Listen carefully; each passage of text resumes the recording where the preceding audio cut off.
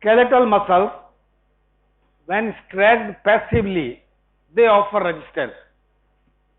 आप किसी भी तरह के स्केलेटल मसल को खींचेंगे, जैसे मैं एक्सटेंशन कर रहा हूं एल्बो जॉइंट के ऊपर, तो I am stretching the biceps muscle and one can feel that the biceps is contracting. आप इसको खींच रहे हैं मसल को, मसल कॉन्ट्रैक्ट कर रही है, रजिस्ट कर रही है इसको. This is a manifestation that muscle has got a tone in itself. That is one way. Resistance to passive stretch, मैं खुद करूंगा तो ये पैसिव स्ट्रेच नहीं है, ये एक्टिव कॉन्ट्रैक्शन है. इससे हम टोन असेस नहीं करते. मेरे हाथ को कोई दूसरा घुमाएगा, खोलेगा, बंद करेगा, तो वो पैसिव स्ट्रेच कहलाएगी और तब हम टोन का मैनिफेस्टेशन देख सकते हैं. That is one way. The second, the basic cause behind it is that tone is because of asynchronous discharge. It is a state of partial contraction. All the skeletal muscles are under a state of partial contraction. A single skeletal muscle may contain thousands of the motor units are there. बहुत सारी motor units होती है इसके अंदर, and all the motor units are not contracting at the same time under resting conditions. Some motor units are contracting, others are relaxing. जो contract कर रही थी वो बाद में रिलैक्स करेंगी, जो रिलैक्स कर रही थी वो कॉन्ट्रैक्ट करना शुरू कर देंगी. So there is a state of partial contraction in the skeletal muscles due to, why that is so, due to asynchronous discharge of the motor neurons, and the motor neurons which are discharging asynchronously are the alpha and gamma motor neurons of the spinal cord. So ultimately it is because of the asynchronous discharge of the motor neuron leading to the state of partial contraction, which we define as the tone in the skeletal muscles. There are two mechanisms of the tone. ये जो muscle में tone हम feel कर रहे हैं, ये दो वजह से आता है. One we call as the myotatic mechanism, another is the non-myotatic mechanism. 90% of the tone in the skeletal muscle is because of the myotatic mechanism. Myotatic mechanism means that tone is of the muscular origin. Muscle spindle or the stretch reflex which is there is the basic cause of tone in the skeletal muscles of the body. So the tone arising because of the stretch reflex is the myotatic mechanism. That can be ascertained that if we interrupt the reflex arc of this stretch reflex, the tone in the muscle will practically disappear. It will not be there. The second is the non-myotatic mechanism, which involves the direct activation of the alpha motor neuron. So if direct activation of the alpha motor neuron, which normally occurs via the vestibulospinal tract influencing the alpha motor neuron, contributes to some extent to the tone in the skeletal muscles.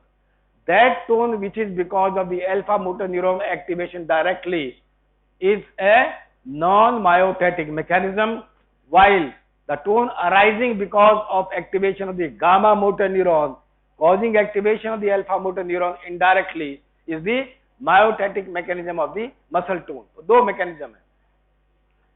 So myotatic is the stretch reflex, and this tone normally we say it is of the stretch reflex origin, but a stretch reflex is constantly under modulation by the activity of the gamma motor neuron. So if the gamma motor neurons are active, tone will be there. If the gamma motor neurons are inhibited, tone will decrease. If the gamma motor neurons are excited, tone will increase. Because gamma motor neuron, as we have discussed in the stretch reflex, are supplying the intrafusal muscle fibers or the muscle spindles, which are lying in parallel with the skeletal muscle fibers. So when the intrafusal muscle fibers contract, they causes activation of the central sensory portion of the muscle spindle. 1A fibers are activated, directly communicates with the alpha motor neuron, and the causes the contraction of the extrafusal muscle fibers are contracting, resulting into tone in the skeletal muscle. It means the tone is because of the activation of the gamma motor neuron. Okay. So whenever the stretch reflex is normal, tone will be normal. If the stretch reflex is exaggerated, tone will be increased. Stretch reflex is inhibited, tone will be decreased. This tone, which is practically, as we have seen, dependent upon the spinal stretch reflex, okay, is being modulated continuously by the supraspinal influences. Spinal cord के ऊपर जो organ system है brain के, वो उसको influence करते हैं. So that is known as the supraspinal control or the muscle tone. These are the areas which are having effect on that cerebral cortex. Whenever we intend any voluntary activity in the body, the cortical neurons always causes co-activation of alpha and gamma motor neurons of the spinal cord, so that there is a harmony of contraction and a stress reflex does not become inactivated because of the shortening of the muscle. तो जब भी muscle shortening होगी, stress reflex खत्म हो जाएगी. उसको खत्म नहीं होने देना है, इसलिए गामा एक्टिवेशन साथ के साथ जरूरी है कि स्ट्रेस रिफ्लेक्स की सेंसिटिविटी मेंटेन रहे. So in the cortex normally we study area 3, 1, 2, 5, 7, but there are other areas which are defined as the suppressor areas of the cortex. उनको हमने S से नाम दिया है. Cortical suppressor areas are there. Area 2 है, 2S भी है, 4 है, 4S भी है, 19 है, 19S भी है, 24 है, 24S भी है. ठीक है. So these are the suppressor areas, and when these areas are stimulated, they causes decrease in the tone of the skeletal muscle. That's why they are suppressor areas. अब ये कैसे करते हैं, इनका डायरेक्ट एक्शन नहीं है, we'll just see. Then there are basal ganglia is there, and in the stretch reflex we have seen that stretch reflex is of two types, static type of the reflex and dynamic type of the reflex. दोनों का हमने example भी देखा था कि अगर हम stretch muscle को पैसिवली स्ट्रेच कर रहे हैं तो जो रिफ्लेक्स एक्टिवेट हो रही है, keep going, that is static gamma static stretch reflex. And when we employ और use patellar hammer to elicit the reflex, then it is the dynamic stretch reflex. Okay, so basal ganglia mainly influences the activity of the static gamma motor neurons and thus affects the static stretch reflex in the body, and it is again having an inhibitory effect. We'll see later on that when basal ganglia disease is there, the tone in the muscle, skeletal muscle is always increased, hypertonia is there. Then cerebellum. Cerebellum has got an inhibitory effect in case of animals. In case of human beings, it has got an excitatory effect. दोनों अलग अलग तरह के effect है. But a cerebellum has got another effect also. That is written here, alpha gamma linkage. Alpha और gamma का जो coordination है, activation is done by the cerebral cortex during voluntary motor activity, but their coordination of alpha and gamma motor neurons is being carried out by the cerebellum. इसका role हम आगे देखेंगे. Then these areas of the, rather supraspinal areas of the cerebral cortex, of the basal ganglia, of the cerebellum, they are acting or having influence over the muscle stretch reflex via the pontine and medullary reticular formation. उनका direct effect नहीं है. Their effect is mediated through the reticular formation of the brainstem, mainly the pontine reticular formation and the medullary reticular formation. We'll see that the pontine reticular formation are always excitatory to the gamma motor neurons, while the medullary reticular formation neurons are inhibitory to the gamma motor neurons. तो दोनों तरह की influence आ रही है, and the supraspinal influences the tone in the skeletal muscles via the pontine and medullary reticular formation. That is evident from the tone in the spinal animal. Spinal animal का मतलब है कि अगर एनिमल की spinal cord को independent कर दिया जाए, ऊपर से काट दें, एनिमल सर्वाइव करेगा, तो हम आगे स्टडी कर सकते हैं. And then we see that there is a increase in the tone in the skeletal muscles of that particular animal. Condition of hypertonia is there. Then comes the condition of ischemic decerebration and decerebrate rigidity.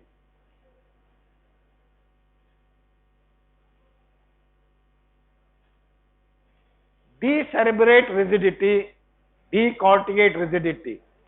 Rigidity means a condition of tone ज्यादा होगा या कम होगा? Hypertonia होगा. The term decerebrate rigidity means a clinical condition which in the animals can be produced by mid-collicular section. Mid-collicular का क्या मतलब समझे हम? If we cut the connections or make a lesion, no talking, between the superior and inferior colliculus in the midbrain. Midbrain में superior colliculus मौजूद है, inferior colliculus मौजूद है. उन दोनों के बीच में अगर सेक्शन कर दिया जाए, then the manifestation which is seen in the animal is known as the decerebrate rigidity. Condition of hypertonia is there. Okay. If the only cortical portion remains and other connections are severed, then that manifestation is known as the decorticate rigidity. एक term आ रही है decorticate rigidity, इसमें cerebral cortex बच गया है और बाकी को हमने सेक्शन कर दिया नीचे से, तो वो जो कम्युनिकेशन ब्रेक हो गया, उससे जो मैनिफेस्टेशन आएंगे उसको हम कहते हैं decorticate rigidity. ओके. और अगर मिड कॉलिकुलर ट्रांसैक्शन करते हैं तो जो फीचर्स आते हैं वो आते हैं decerebrate rigidity के अंदर. Now what happens in the decerebrate rigidity, and we'll see just role of anterior cerebellum in there, but you see these areas which are influencing the stress reflex and the tone in the skeletal muscles. These are the two important areas of the reticular formation. This is pontine reticular formation and this is the medullary reticular formation. यहाँ plus plus लिखा हुआ, ये excitatory है. Pontine reticular formation is excitatory to the gamma motor neurons, okay, to the gamma motor neurons, while the medullary reticular formation is inhibitory to the gamma motor neurons. इसका मतलब अगर इन neurons को stimulate किया जाए तो muscle का tone घट जाएगा और इन न्यूरॉन्स को स्टिमुलेट किया जाए तो मसल का टोन बढ़ जाएगा. पहली बात. But there is a big but here. That but is that if these neurons of the pontine reticular formation, they are intrinsically active. There is a difference. They are intrinsically active. It means they need to be inhibited if you want to have a change in the tone in the muscle. इनको inhibit करना जरूरी है अगर आपको tone को normal रखना है. But the medullary reticular formation neurons, they are inhibitory to the gamma motor neurons and spinal cord, but they need to be stimulated from the higher center so that they can inhibit lower down. इनको ऊपर से influence चाहिए positive, तब जाकर के ये नीचे inhibit कर पाएंगे, वरना नहीं कर पाएंगे. So in case of the decerebrate rigidity, where we are doing the mid collicular section, okay, so we are removing the influence of the higher centers, then what happens? The tone in the skeletal muscles of the body, mainly the anti-gravity muscles, is highly increased. Anti-gravity muscles में tone बहुत ज्यादा बढ़ जाता है. That increase in the tone or state of the increased tone is known as decerebrate rigidity, and that is known as basically a release phenomena. Release हो जाता है जैसे तुम लोग रिलीज हो रहे हो ना, there is no inhibition. Just like that, there is a release phenomena. Release का मतलब क्या हुआ? That these neurons of the pontine reticular formation, they are released from the inhibition. ऊपर से जो inhibition आ रहा था इनको, वो अब नहीं आ रहा. So they will go on continuously exciting the gamma motor neurons and the spinal cord. That will cause increased sensitivity of the spinal stretch reflex, and that will cause increase in the tone in the skeletal muscles. And at the same time, there is a loss of facilitatory impulses to the medullary reticular formation. तो यहाँ पे facilitation आना बंद हो गया, इसका मतलब ये आगे नीचे inhibit नहीं कर पाएगा. So there is a loss of inhibition. So there is an increase in the tone in the muscle. ये inhibit नहीं कर पा रहा और ये inhibit नहीं हो रहा. Because of both regions, it is called as the release phenomena, and that causes increase in the tone on the skeletal muscle. Now, I am repeatedly saying gamma motor neurons pontine वाले stimulate कर रहे हैं, gamma motor neurons medullary वाले inhibit कर रहे हैं और muscle का tone बढ़ रहा है. How do we prove it that it is due to the change in the activity of the gamma motor neurons? How do we say that? The simple mechanism. Gamma motor neurons are increasing the tone in the muscle via the stretch reflex only. So if we interrupt the stretch reflex से efferent जा रहे हैं dorsal root ganglia के through. बच्चे सबको बार बरामदे में खड़ा कर दूंगा मैं, ज्यादा पजामे से बाहर निकलने की जरूरत नहीं है।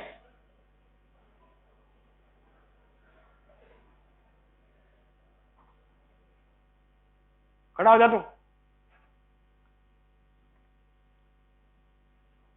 हाँ खड़ा है, स्ट्रिप्ड।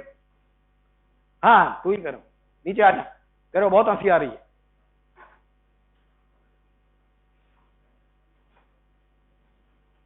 क्या करते हैं तेरे पिताजी, वीआईपी हैं क्या कोई? नहीं होंगे शायद, उसी के फूंक में तो नहीं है तो कहीं। यहां आ जा, ज्यादा फूंक में मत रहना।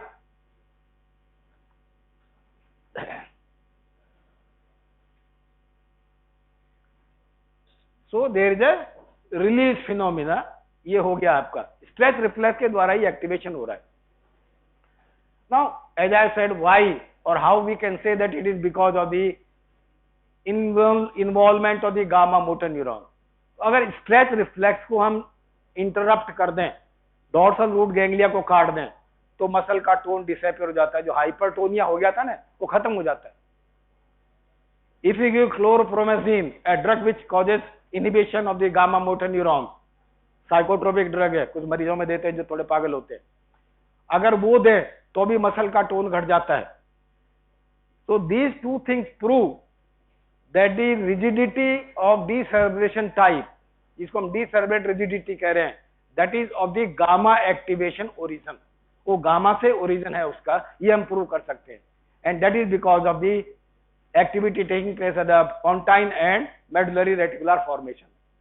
Now comes the another phenomena which we see here, ischemic decerebration. We cut or interrupt in the animals the posterior artery of the cerebellum. cerebellum की artery को काट दें, not posterior, anterior cerebellum की artery को काट दें। तो if we make anterior cerebellum non-functional, उसके दो तरीके हैं, या तो उसकी आर्टीरियल सप्लाई को इंटरप्ट कर दिया जाए, या उसको एनिमल में आर्टिफिशियली कूल कर दिया जाए, ठंडा कर दें उसको क्रायोजेनिक से। तो हमने देखा कि उन कंडीशंस में एनिमल्स के अंदर मसल का टोन और बढ़ जाता है। हाइपरटोनिया पहले था, डीसेरेब्रेट एनिमल की ही बात कर रहे हैं हम। उसी एनिमल में एंटीरियर सेरिबेलम को हम अगर कूल कर दें तो नॉन फंक्शनल हो जाएगा, या उसकी आर्टीरियल सप्लाई काट दें, नॉन फंक्शनल हो गया। In that case the tone in the skeletal muscle further increases, but with a change that now deafferentation does not abolish the increased tone at all.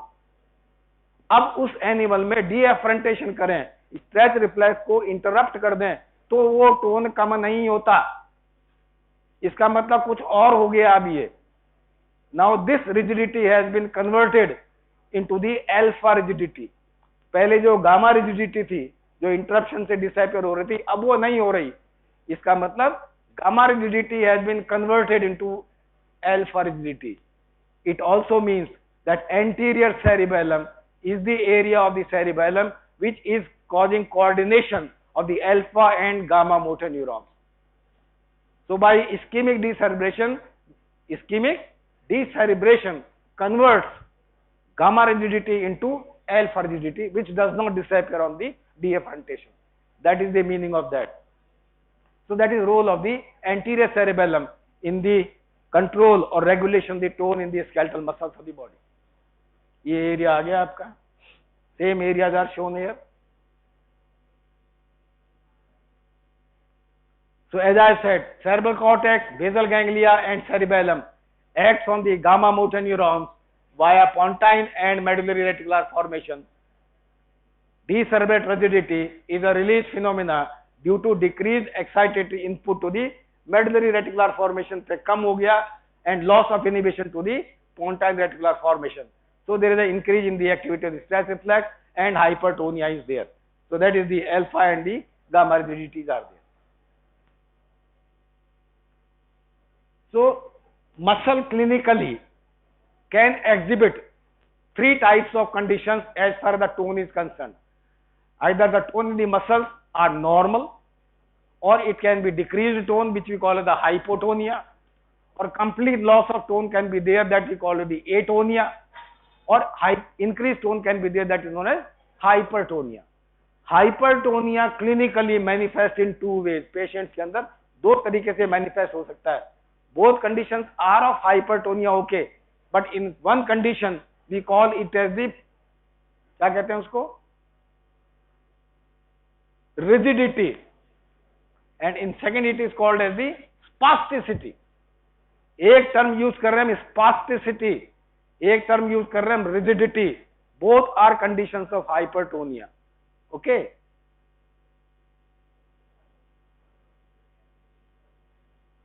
फर्क समझ में आया? नहीं आया? In case of spasticity the lesion is always in the corticospinal pathway और the motor cortex of the brain. अगर वहां lesion है then the clinical manifestation in the patient will be of the spastic type. नहीं, muscle स्पास्ट नहीं, condition is of hypertonia. मैं समझाऊंगा अभी. While if the basal ganglia or extrapyramidal pathways are damaged, then the hypertonia is there, but that will be the rigidity type. ये दोनों में फर्क है, क्लिनिकली मरीज में फर्क आता है, वो हम देखेंगे कैसे आता है और क्यों आता है. So hypotonia in a patient can be due to deafferentation. अगर efferent nerve stretch reflex की काट दी जाए उस एरिया की, तो मसल आपकी हाइपोटोनिया में चली जाएगी, because that is the basic cause of tone in the skeletal muscle, the stretch reflex. So damage to the alpha motor neuron, because the reflex pathway involves the afferent nerve, alpha motor neuron and the muscle. It is a monosynaptic reflex. तो अगर alpha motor neuron को damage कर दें तो भी वही होगा. Specific example is the poliomyelitis. उसमें अल्फा मोटर न्यूरॉन ही अफेक्ट होते हैं, सारी मसल पैरालाइज हो जाती हैं और एट्रोफिक भी हो जाती हैं. Chlorpromazine, as I just named earlier, is a drug which inhibits the activity of the gamma motor neurons, results into hypotonia. Section below vestibular nucleus के नीचे अगर सेक्शन कर दिया जाए तो भी मसल टोन खत्म हो जाएगा. And cerebellar disease in human beings always results into hypotonia. Cerebellum की डिजीज एनिमल्स के अंदर मसल का टोन बढ़ा देती है, हाइपरटोनिया करती है. ह्यूमन बींग्स के अंदर हमेशा डिक्रीज टोन करती है, ये हाइपोटोनिया करती है. So these are the causes of the hypotonia. Hypertonia, increased tone can result because of upper motor neuron lesion. Mind it, upper motor neuron lesion means damage to the motor cortex and all the pathways arising from there going up to the last level of the spinal cord. वहां कहीं भी अगर damage है तो affected part के नीचे सारा का सारा आपका अपर मोटर न्यूरॉन टाइप का लीजन हो जाएगा. Basal ganglia disease, again hypertonia will be there. Cerebellar lesions in animals, hypertonia. Decerebrate rigidity, hypertonia, and anxiety state in human beings can also result into hypertonia. तो hypertonia के basically कारण है. Decerebrate rigidity के common कारण क्या हो सकते हैं? स्ट्रोक. स्ट्रोक का क्या मतलब समझें? What is the meaning of stroke? Stroke का क्या मतलब? हम कहते हैं अटैक आया. अटैक का मतलब होता है हम हार्ट से रेफर करते हैं उसका, हार्ट अटैक आ गया. ब्रेन का अटैक नहीं कहते. So if there is interruption in the blood supply to any part of the brain, that manifest as the stroke हो गया. इसको सडन ब्लीडिंग भी हो सकती है और सडन थ्रोम्बोसिस और एम्बोलिज्म भी हो सकती है, उसकी वजह से इंटरप्शन हो सकता है. सो दैट इज नहीं, इस्कीमिया नहीं है, कंप्लीट लॉस हो गया. हाँ, पूरा बंद हो गया आर्टरी. ब्लड वेसल मान लीजिए वहां पे फट गई है तो उसके आगे जो एरिया जा रहा था वो सारा इस्कीमिक हो गया और ब्लड सप्लाई खत्म हो गई, तो आपका पेशेंट स्ट्रोक में चला जाएगा. ठीक है. Severe ischaemia can be there. Okay. Intracranial haemorrhage, brain abscess, brain tumours and mid collicular section all can result into the decerebrate type of the rigidity. Features क्या होंगे इसके? इस पे शॉर्ट नोट आता है इसलिए थोड़ा बता रहा हूं इसके बारे में. Hypertonia is there. Extensor anti gravity muscles are more involve. Body में मसल्स का टोन बढ़ेगा, मगर किन में ज्यादा बढ़ेगा? The tone in the anti gravity muscles will be increase. तो नीचे की तरफ पैरों में जो एक्सटेंसर मसल्स हैं वो anti gravity muscles, upper limb के अंदर flexor muscles anti gravity muscles है। ये एंटी ग्रेविटी मसल है, ये नहीं है। ये आर्म की एक्सटेंसर जरूर है एल्बो जॉइंट के ऊपर, मगर ये एक्सटेंसर मसल नहीं है। This is a flexor muscle, anti gravity नहीं है, ये एंटी ग्रेविटी मसल है।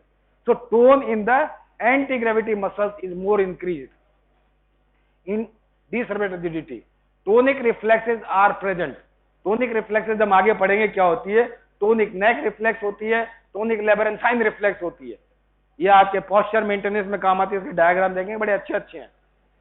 And writing reflexes, correction of the posture when it is disturbed, that is absent. तो ये आपका डिसर्बेट अगर एनिमल है या किसी में लीजन हुआ है तो ये सारे फीचर्स आएंगे उसके अंदर। देन ऑफ कोर्स रिजिडिटीज, अभी पढ़ाई नहीं बेटा, पढ़ाऊंगा मैं। ये टोनिक रिफ्लेक्सेस जो बोली है ना मैंने, ये पढ़ाऊंगा, और इनके राइटिंग रिफ्लेक्सेस भी आएंगी आगे, छोड़ेंगे कुछ नहीं हम इसमें। तो it is a gamma rigidity of course, it is a release phenomena, loss of inhibition, loss of aspiration, abolished by diaphragm, ये all are features of the decerebrate rigidity। ये शॉर्ट नोट में हम पूछते हैं। This is the typical example of a cat, क्योंकि ये ज्यादातर cat में स्टडी की है। इसको कहते हैं, क्या कहते हैं इस कंडीशन को, it is known as opisthotonus. बिल्कुल बैक कर्व्ड हो जाती है, इतना सीवियर कॉन्ट्रैक्शन है एंटी ग्रेविटी मसल्स का। All four limbs are extended anti gravity muscles, और ये पूंछ भी पूरी खड़ी है बिल्कुल। So it is a complete manifestation of the increased extensor tone in the body. This is another example in human beings. ये decerebrate rigidity है, all are extended, ठीक है। ये decorticate rigidity है, ऊपर लीजन है, नीचे की बजाय मिड कॉलिकुलर सेक्शन की बजाय ऊपर की तरफ लीजन करें तो सिर्फ कॉर्टेक्स बचता है। उसमें फर्क क्या आ गया, lower limbs are in extension, upper limbs are in flexion attitude, that is the difference in the patient। same thing, ये न्यूबॉर्न के अंदर बर्थ इंजरी की वजह से कई बार ये हो जाता है। ये अलग अलग तरह के, ये सी टोनिक नेक रिफ्लेक्स, गर्दन किधर घुमाइए, दाईं तरफ। इसने दाईं तरफ गर्दन घुमाई है, नतीजा क्या हुआ, ये आर्म एक्सटेंड हो गई, ये आर्म फ्लेक्स हो गई। इसने बाईं तरफ गर्दन घुमाई है, बाईं आर्म एक्सटेंड हो गई, ये आर्म फ्लेक्स हो गई। This is tonic neck reflex. इसका क्लियर एग्जांपल हम यहां देखेंगे। कहां गई, एक मिनट, नहीं, वो डायग्राम ही गायब हो गया।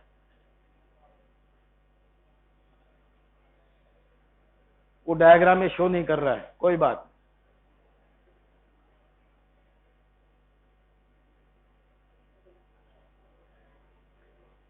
So then we come to the lesions, upper motor neuron lesion and lower motor neuron lesion। What is a lower motor neuron? इसलिए पीछे बैठते हैं, पूछ नहीं ले कोई। डायरेक्टली कंट्रोल नहीं बेटा, कंट्रोल तो सारा ही होता है। Directly innervates, a neuron which directly innervates the skeletal muscles of the body is a lower motor neuron, while a motor neuron which modifies the activity of the alpha motor neuron is an upper motor neuron। ये कहाँ situated है उससे फर्क नहीं पड़ता, इनका activity क्या है उससे डिफाइन होता है कि कौन लोअर मोटर न्यूरॉन है और कौन अपर मोटर न्यूरॉन है। सो साइट ऑफ लीजन, पहला फर्क देखेंगे, साइट ऑफ लीजन का फर्क है। लोअर मोटर न्यूरॉन में स्पाइनल कॉर्ड के अल्फा मोटर न्यूरॉन को डैमेज होगा तो लोअर मोटर न्यूरॉन कहलाएगा। अपर मोटर न्यूरॉन का मतलब मोटर कॉर्टेक्स से लेकर के और कॉर्टिको स्पाइनल पाथवे अगर कहीं भी डैमेज है तो आपका अपर मोटर न्यूरॉन लीजन कहलाएगा, ठीक है। Type of paralysis, spastic paralysis, flaccid paralysis. In case of upper motor neuron lesion, the paralysis is spastic type, means muscles are hypertonic. In lower motor neuron lesion, muscles are flaccid, there is no tone in the muscles are completely paralyzed। voluntary motor activity दोनों में ही possible नहीं है, चाहे lower motor neuron damage हो चाहे upper motor neuron damage हो, voluntary activity नहीं हो सकती अफेक्टेड पार्ट के अंदर। Muscle tone in the upper motor neuron disease it is increased, in the lower motor neuron it is absent. Deep reflexes in the upper motor neuron, deep reflexes which are bicep jerk, tricep jerk, supinator jerk, knee jerk and ankle jerk, they are exaggerated, बढ़ जाते हैं, normal से ज्यादा आएंगे वो, जबकि lower motor neuron में jerks are absent in the affected part of the body.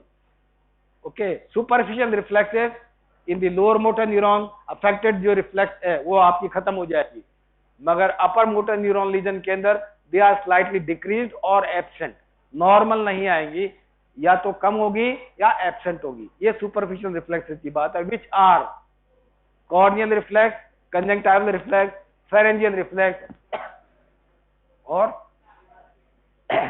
Upper abdominal reflex, lower abdominal reflex, cremasteric reflex, anal reflex and plantar reflex.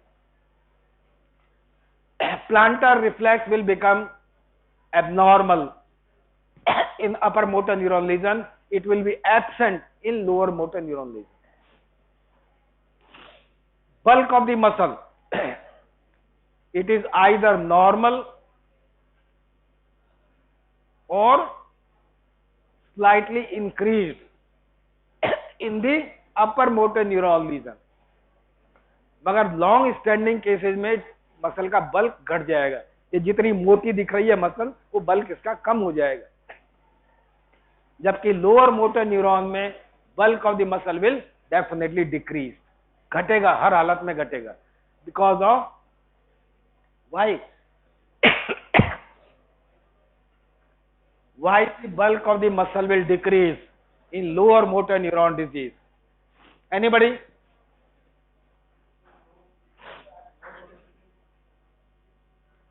पहला कारण डिसयूज एट्रोफी इज देयर।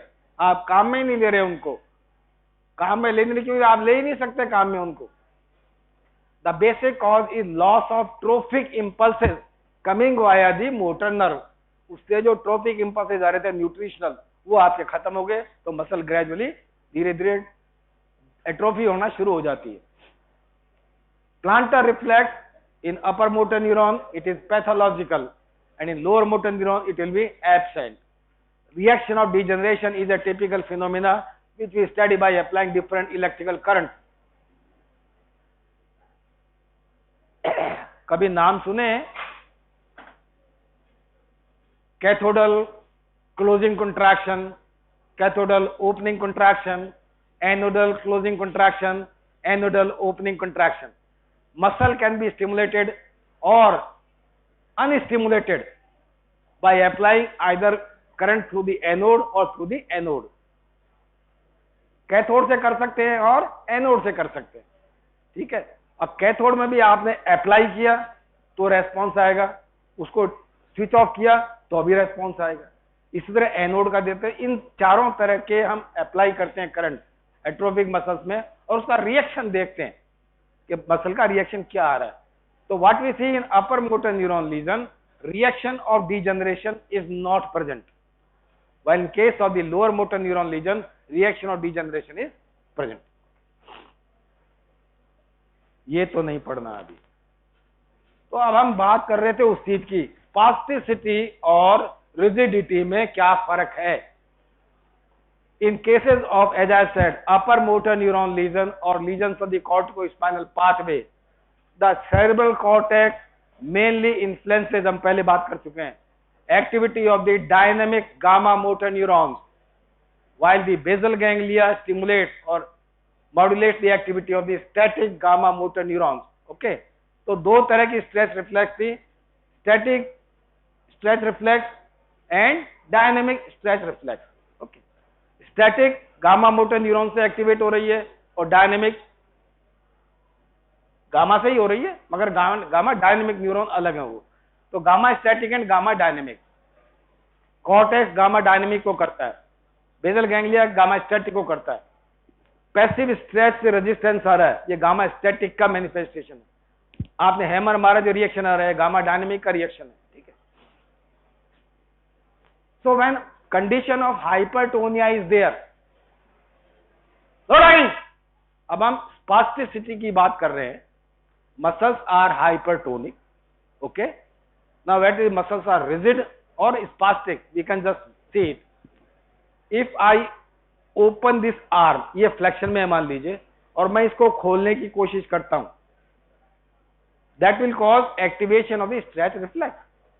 इस muscle में stretch reflex activate होगी.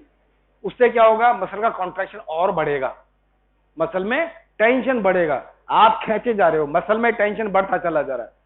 एक stage वो आएगी जब tension इतना ज्यादा हो जाएगा कि ये इनहिबिशन आ जाएगा. यहाँ पे डाइसिनेटिक रिफ्लेक्स इनहिबिशन जो आपने सेकंड देखी थी, inverse stretch reflex. Now that reflex gets activated and the muscle relaxes immediately. और if I close it like this, tricep इसको रेजिस्ट करेगी और यहां आते ही आर्म एकदम से बंद हो जाएगी. तो this is a reaction of the clasp knife. वो जैसे चाकू होता है ना स्प्रिंग वाला, आपने पहले खोला, दम लगाना पड़ता है और यहां आते ही पूरा खुल जाता है. That is a clasp knife reaction that is seen in the lesions of the upper motor neuron in the patient, showing the spasticity. This is because of activation of the inverse stretch reflex, and the receptors are Golgi tendon organs in the tendon. So they are stimulated by increase in the tension in the skeletal muscle. आप जो खींच रहे हो muscle में tension बढ़ रहा है, और वो टेंशन चूंकि ये Golgi tendon organs are in series with the skeletal muscle fiber, they are stimulated during the stretch and they causes inhibition of the reflex and the muscle gives way. This is a protective type of the reflex. अगर ऐसा नहीं होगा तो आप करे जाएंगे, tone बढ़ता चला जाएगा, हो सकता है मरीज का टेंडन ही उखड़ के बाहर आ जाए. So to prevent the evulsion of the tendon, this reflex gets activated, inverse stretch reflex, and that is the manifestation of the hypertonia and spasticity is there. तो वो स्पास्टिसिटी और हाइपरटोनिया जिसमें क्लैस्प नाइफ रिएक्शन आ रहा है, इसमें आपका dynamic gamma motor neuron involve हो रहा है, डायनेमिक स्ट्रेच रिफ्लेक्स भी इन्वॉल्व हो रही है. That is the spasticity manifestation. अब आते हैं रिजिडिटी के ऊपर. Rigidity is also a condition of hypertonia. Okay, मगर उसमें क्या होगा कि मसल, उसमें the tone in the muscles are equally increased in flexors and extensors of the body. उसमें एंटी ग्रेविटी मसल्स में था टोन बढ़ा हुआ, इसमें फ्लेक्सर्स और एक्सटेंसर दोनों में बढ़ा हुआ आता है. तो क्या होगा, आप इसको खींचेंगे तो लगातार आपको दम लगाना पड़ेगा खोलने के लिए, और आप बंद करेंगे तो भी लगातार दम लगाना पड़ेगा. वो क्लैस्प नाइफ रिएक्शन नहीं आता. This is known as lead pipe type of rigidity. आप लेड के पाइप को जब तक मोड़ेंगे तब तक पूरा दम लगाना पड़ेगा. Condition is hypertonia, but it is not reflex of that type. इसमें जो टोन बढ़ रहा है वो आपका static gamma motor neuron discharge से बढ़ रहा है. That is being controlled by the basal ganglia. है वो लॉन्ग स्टैंडिंग में होगा बेटा, शुरुआत में नहीं होगा. शुरुआत में अपर मोटर न्यूरॉन डिजीज में, ये अपर मोटर न्यूरॉन में आता है बेसिकली, बेसल गैंग्लिया भी उसी में आ रहा है. ठीक है, मगर बल्क नहीं घटेगा. बल्क सबसे ज्यादा घटता है आपका लोअर मोटर न्यूरॉन लीजन के अंदर. अपर मोटर न्यूरॉन में घटेगा नॉन यूज की वजह से, मगर वो काफी लंबा अरसा लगता है, उसमें इमीडिएट कोई चेंज नहीं दिखेगा आपको इसके अंदर. ठीक है, then another type of the hypertonia manifest as rigidity occur again into the basal ganglia disease is, क्या आप इसको खोल रहे हैं, लगातार दम लगाना पड़ रहा है, एकदम से यहाँ पे झटका लगा, ढीला पड़ गया, फिर आपने खींचा, फिर टाइट हो गया, फिर झटका लगा. So there is a continuous change of decreased tone, increased tone, decreased tone, increased tone. This type of the rigidity is known as cogwheel type of the rigidity. तो rigidity hypertonia दो तरह का हो गया, lead pipe type and cogwheel type. दोनों ही हम देखते हैं बेसल गैंग्लिया डिजीज के अंदर देखने को मिलती है आपको. और जो स्पास्टिसिटी है वो आपकी upper motor neuron cortico-spinal tract का रीजन है, तो आपको स्पास्टिसिटी देखने को मिलेगी. वो भी condition of hypertonia. So that is about the hypertonia, hypotonia, disturbed rigidity and muscle tone that completes the tone in the skeletal muscle. तो अब हमारा पार्ट बचता है ये नॉन स्पेसिफिक सीएनएस में वेस्टिबुलर एपरेटस. इसकी हम आगे बात करेंगे. एनाटॉमी पढ़ा दिया, ये पढ़ा दिया ना, कोई बात नहीं. इसकी फिजियोलॉजी पढ़ा दी क्या पूरी, क्या बताया इसमें, कुछ याद है एनाटॉमी में क्या पढ़ा दिया वेस्टिबुलर एपरेटस में? हैं? चलिए कोई बात नहीं, आगे देखेंगे इसको, आज के लिए इतना ही बहुत है।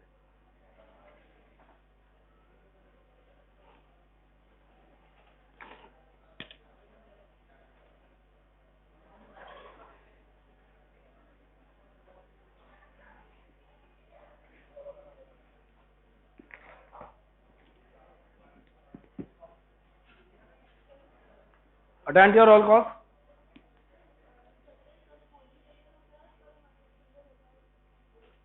ये शायद छूट गया बताना।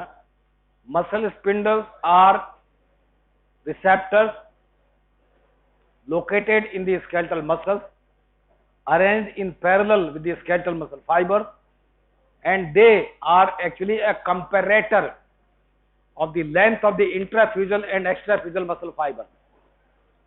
So they are actually sensor for change in the length of the muscle. ठीक है, तो लेंथ को अगर अप्रिशिएट करना है, मसल में लेंथ में चेंज दोनों तरह से आता है। It is a dynamic change, जब लगातार बदलाव आ रहा है, और बदलाव आके हो चुका तो कम स्टैटिक चेंज हो गया। So both static change in the muscle length and dynamic change in the muscle length, they are being appreciated by the muscle spindles located in parallel with the skeletal muscle fiber. Okay, so they are comparator of the length. Now comes the Golgi tendon organs, which are located in the tendons of the same muscles. Muscles के tendon में है, they are in series. यहाँ से tendon शुरू हो रहा है muscle fiber से, तो टेंडो मस्कुलोटेंडिनस जंक्शन जो मौजूद है वहां पे ये रिसेप्टर होते हैं जिनको हम गोल्जी टेंडन ऑर्गन कहते हैं। They are supplied by 1B type of the fibres. Okay, ये मसल स्पिंडल 1A था सेंसरी फाइबर, ये 1B है, दोनों बराबर के हैं मगर क्लासिफिकेशन अलग है। These are sensors of tension in the muscle. Golgi tendon organ का फंक्शन है मसल के टेंशन को एप्रिशिएट करना। मसल में अगर टेंशन, बहुत सारी मोटर यूनिट्स हैं, कुछ मोटर यूनिट ज्यादा फोर्सफुली कॉन्ट्रैक्ट कर रही है, कुछ मोटर यूनिट कम फोर्सफुली कॉन्ट्रैक्ट कर रही है, तो ये स्मूथ आउट कॉन्ट्रैक्शन नहीं हो पाएगा। सो तो smooth out the contraction of the skeletal muscle then कि जो मसल ज्यादा फोर्सफुली कॉन्ट्रैक्ट कर रही है वो वहां पे इसको स्पिंडल को गोल्जी टेंडन ऑर्गन को स्टिमुलेट करेगी और वो इस मोटर यूनिट को इनहिबिट करेगा अल्फा मोटर न्यूरॉन के द्वारा स्पाइनल कॉर्ड में। ये रिफ्लेक्स डाइसिनेप्टिक रिफ्लेक्स है, स्ट्रेस रिफ्लेक्स मोनोसिनेप्टिक थी। ठीक है, so it is inhibition of the same skeletal muscle via the dysynaptic reflex. So Golgi tendon organs are sensors of the tension in the skeletal muscle. Tension, muscle tension को कर रहे हैं। ठीक है, and they are relatively low threshold receptors. हमने जो example बताया उसमें बहुत ज्यादा स्ट्रेच करना पड़ रहा है तब जाके रिफ्लेक्स आ रही है। इसका ये मतलब नहीं निकलता कि इसका जो थ्रेशोल्ड है वो ज्यादा है ना, वो तो कंडीशन ही ऐसी है। ये बहुत कम थ्रेशोल्ड के रिसेप्टर्स होते हैं, अगर मोटर यूनिट ज्यादा फोर्सफुली कॉन्टैक्ट कर रही है तो इमीडिएटली रिफ्लेक्स को एक्टिवेट करके मसल को रिलैक्स कर दिया जाता है। So Golgi tendon organs are in series and appreciation of the force of contraction of the muscle, while the muscle spindles are comparator of the length of the muscle, both static and dynamic. Okay.